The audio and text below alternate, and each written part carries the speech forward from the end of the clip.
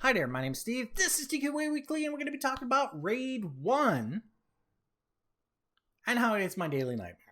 Yes, it is my daily nightmare, at least 4 days a week. I won't be telling you where I work. I'll be telling you somewhat of what this device does. Nothing very specific. So this computer controls a series of other fuel pumps and devices, uses twin hard drives, very important. RAID 1, very important, is a desktop computer made by HP, super important. By the way, I've actually refused twice to work for HP. The first time the letter should have made sure the second one wasn't an issue, but you know, guys still tried. Still not going to work for them. I'm also going to be talking about the fact that this computer that I'm complaining about, it's not that the box itself is a problem. It's the fact that no matter how many times you send me the same kind of box, it predictably does exactly the same thing every single time, which means somewhere out there, there's somebody getting off on cheap hardware and a lack of knowledge of how these things are supposed to work. These kinds of computers are meant to be deployed fast and are supposed to function 24 hours a day, 7 days a week, every single day of the year. So RAID 1, twin hard drives, works every single second of the year, fast deployment, and predictable error rates. You starting to get why I'm calling this my daily nightmare? There's a reason for that. So many of the issues are inanely stupid. So you'll program tasks in, they'll disappear. Sometimes the lost task locks up various sections of the place, the pumps and all that. And that means that when you come to reset, it can throw an error from Windows, which has been completely locked up to the point where I can't restart or even shut down the computer without using the power button itself, which we both know is bad. Talk about an IT department who doesn't understand the value of being able to restart a computer properly. The other thing is that for all of that, this computer is also shipped a specialized keyboard, and yes, there's no mouse, so that the majority of the users using this who are post-mouse era are also unable to do half the things I can do with a keyboard and mouse. You do have to periodically Alt-Tab, remove the error from Windows to get it to reboot into the application. The application itself will restart the second that Windows detects it's not there. However, sometimes that still throws errors and still requires the computer to be shut down and restarted, which again, we can only do manually because Start menu is basically disabled. Now here are the issues that I have with the computer. The way that it is made.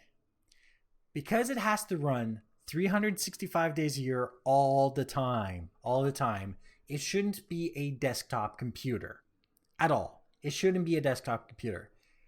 Only servers are meant to run that long. It shouldn't be designed in the way that it is. It's in a really small box, doesn't breathe very well, and has really small fans that don't really do very much since these computers basically get choked up with dust. Heat with hard drives sitting one beside the other is going to kill them. And that's the other thing.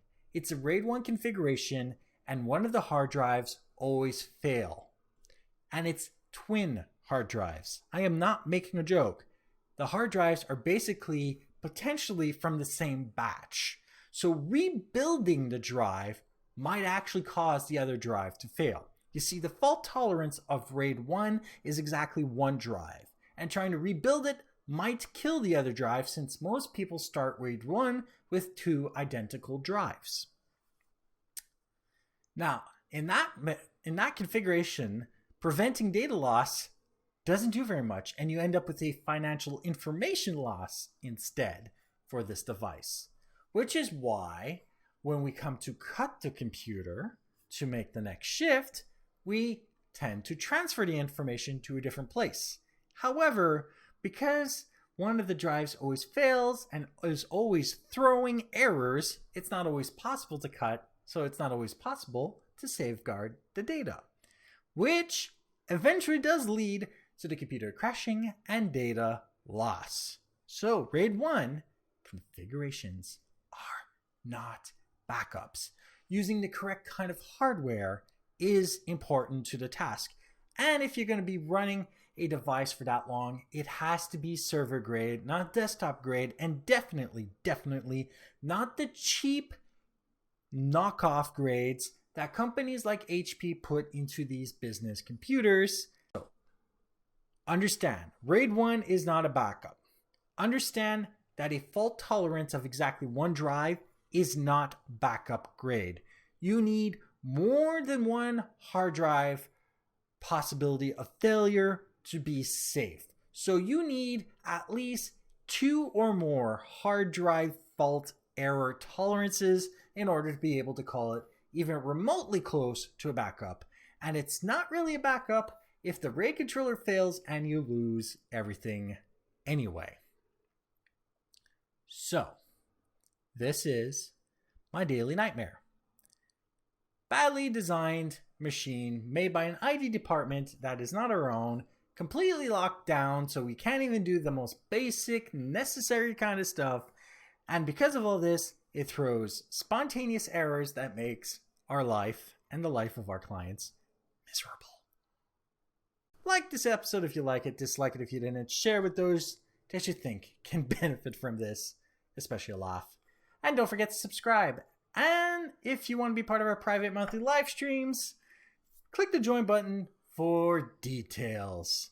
And of course, if you have any questions, comments, suggestions for topics, email me at ask@tqaweekly.com or go to my website, tqaweekly.com, for everything else, like show notes of this episode, past others, other ways of subscribing, the search engine to find other solutions to your problems, and a contact form to email me directly. And if you want to see me play video games like The Witcher 3, go to twitch.tv/ZEDAXIS1981, and I stream every Friday, Saturday, and Sunday starting at midnight. Thank you for watching and goodbye.